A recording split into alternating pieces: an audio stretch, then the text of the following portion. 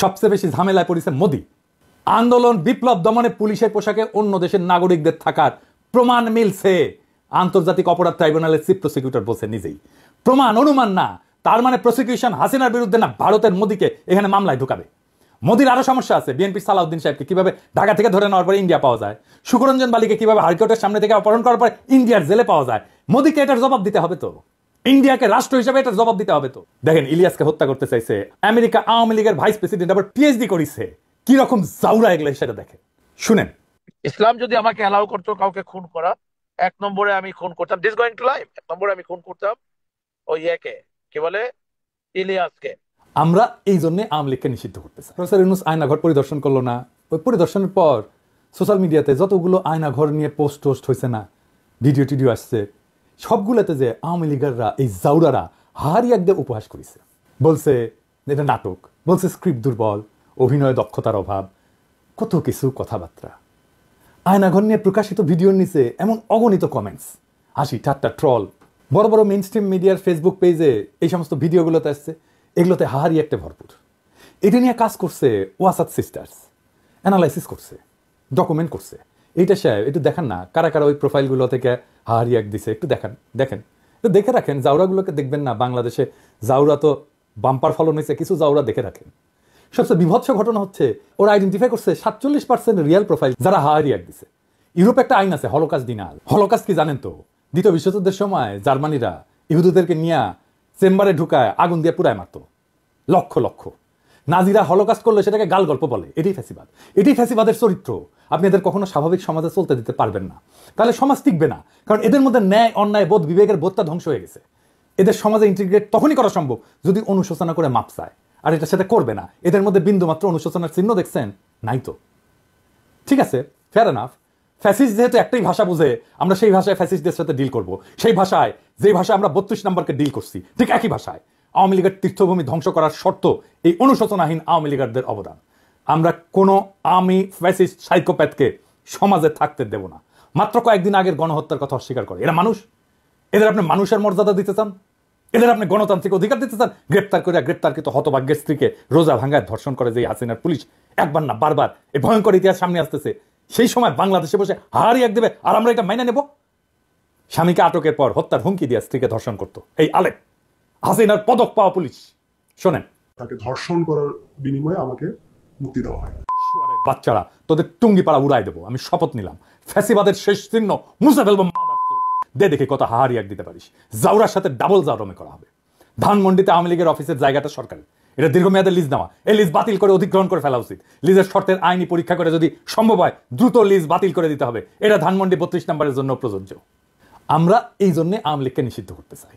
এদের পশ্চিমে অ্যাসাইলাম নেওয়ার রাস্তা যেন বন্ধ হয়ে যায়, আর যারা পশ্চিমে আছে তারা যেন আওয়ামী লীগের হয়ে জিন্দাবাদ দিতে না পারে। নিষিদ্ধ সন্ত্রাসী দলের সদস্য হিসেবে এদের যেন দেশে ফিরে আনা যায়, আর এদেরকেও বিচারের মুখোমুখি করা যায়।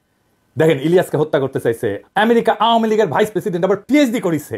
কি রকম জাউরা এগুলো সেটা দেখেন, শুনেন। ইসলাম যদি আমাকে অ্যালাউ করতো কাউকে খুন করা, 1 নম্বরে আমি খুন করতাম দিস গোয়িং টু লাইফ। 1 নম্বরে আমি খুন করতাম ওই ইয়েকে, কি বলে, ইলিয়াসকে।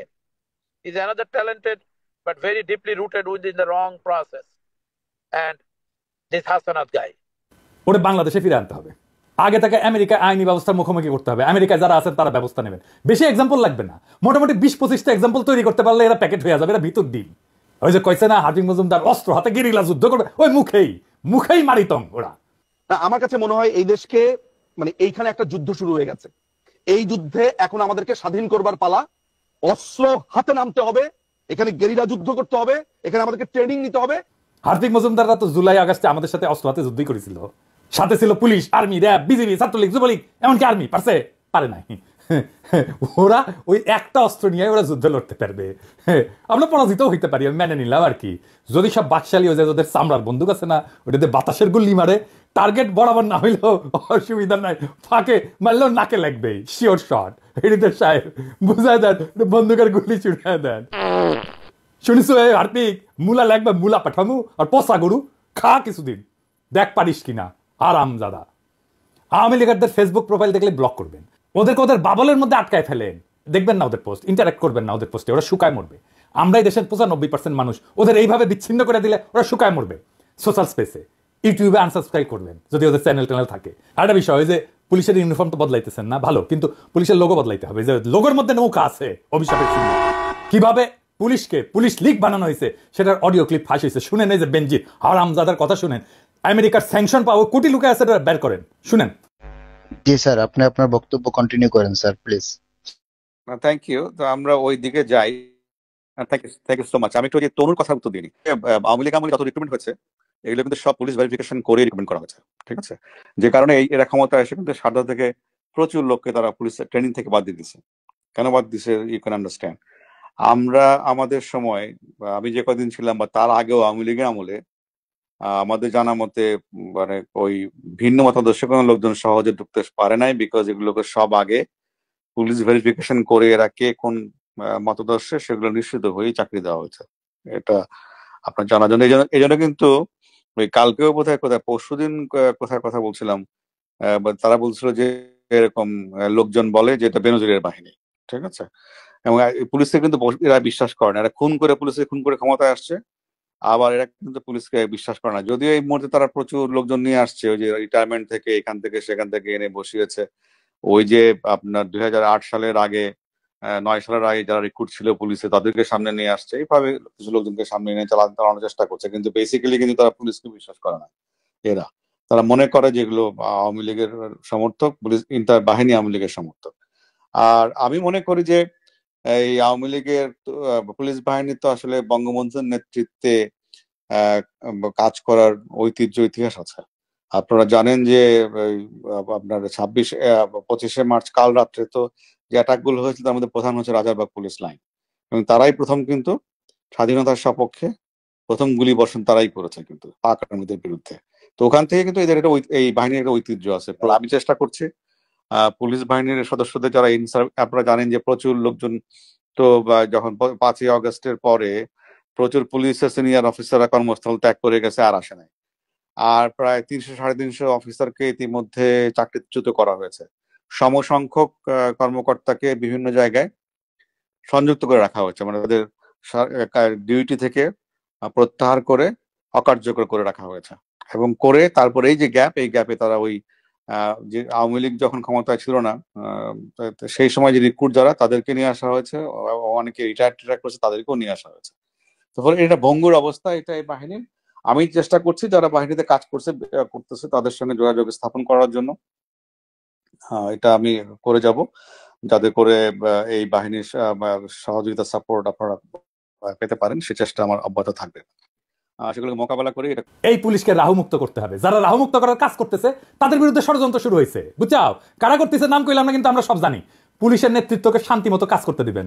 যারা নানা ধান্দায় চুকলি কাটতেছেন পুলিশের নেতৃত্বের বিরুদ্ধে সাবধান করে দিতেছি, ভাইজান আপনাদের সকলের আমল নামা করলে আছে আমার কাছে। আমি সুনাপরিদের পিছে লাগি না, এটা আমার স্বভাব বিরুদ্ধ, কিন্তু পুলিশের সংস্কারের যে ধারা শুরু হয়েছে, যেটা আমরা দেখতে পারতেছি, সেটাকে নেতৃত্ব শূন্য করে বাধা সৃষ্টি করতে চাইলে তারা ছাড়া হবে না। সাবধান হইয়া যান যারা পুলিশের বর্তমান নেতৃত্বের বিরুদ্ধে চুকলি কাটতেছেন। শুনলাম প্রফেসর ইউনূস সাহেব নাকি চুকলি কাটতে গেছিলেন, সত্য নাকি? হ্যাঁ, স্যারের পাঠায় দিয়ে আপনাদের আমল নামা দিব, চাপা মায়ের দিয়ে দিব কলে। তাই সাবধান হইয়া যান, এই বান্দা জিন্দা আছে। আর হ্যাঁ, ওই যে আঙ্কারে যে পুলিশ সদস্য ছিল না, ওই যে ছত্রভঙ্গ করছিল, কাউরে না পিটায় কাউরে না মেয়েরা, ওটা খুঁজে পাওয়া গেছে। নাম রিয়াদ হোসেন, ডেমরা পুলিশ লাইনে। দেখেন, সামাজিক যোগাযোগ মাধ্যমে ভিডিওটি ভাইরাল হলো, তখন আসলে জনমুখে আর কি অনেকজন অনেকভাবে আমাদেরকে প্রশংসা করতেছে, এবং আমরা চাই যে বাংলাদেশ পুলিশ যেমন জনগণের পাশে ছিল, আছে এবং থাকবে।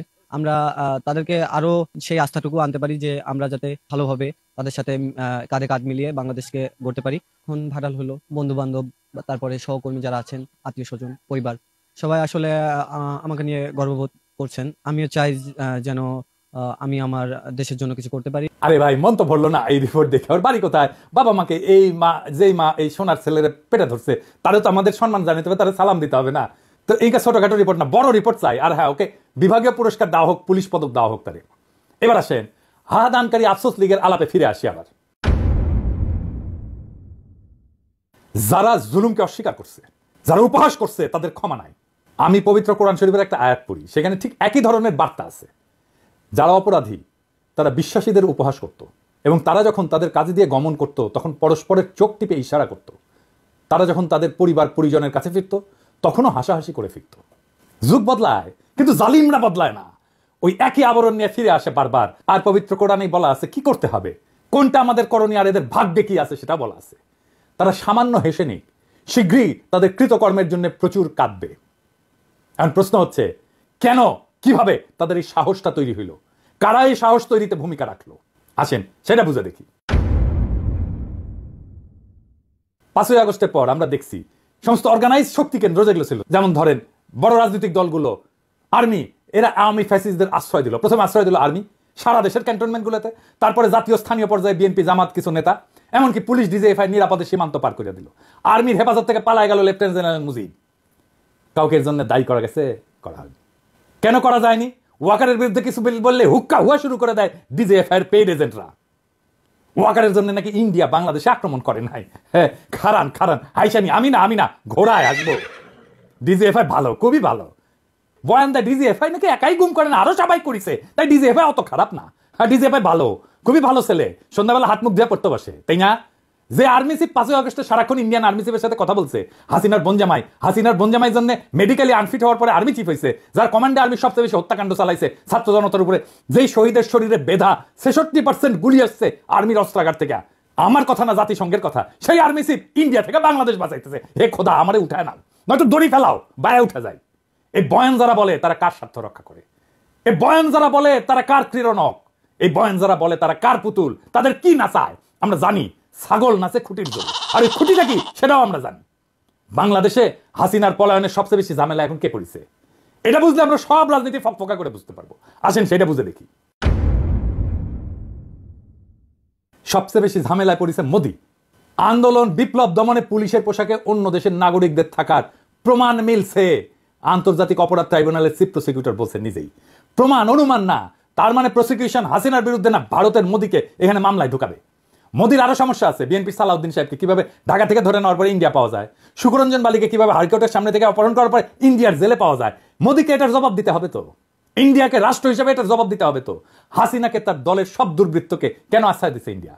আর কিভাবে বাংলাদেশের রাজনীতিতে হস্তক্ষেপ করছে সেটা তো আমরা জানি। হাসিনার অপরাধের সলিড এভিডেন্স পাওয়া গেছে জাতিসংঘ থেকে।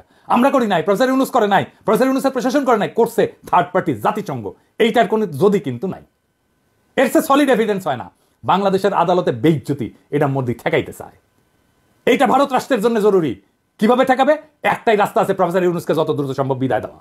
প্রফেসর ইউনূসকে বিদায় দিতে পারলে বাংলাদেশের সবকিছু আগের অবস্থায় চলে যাবে।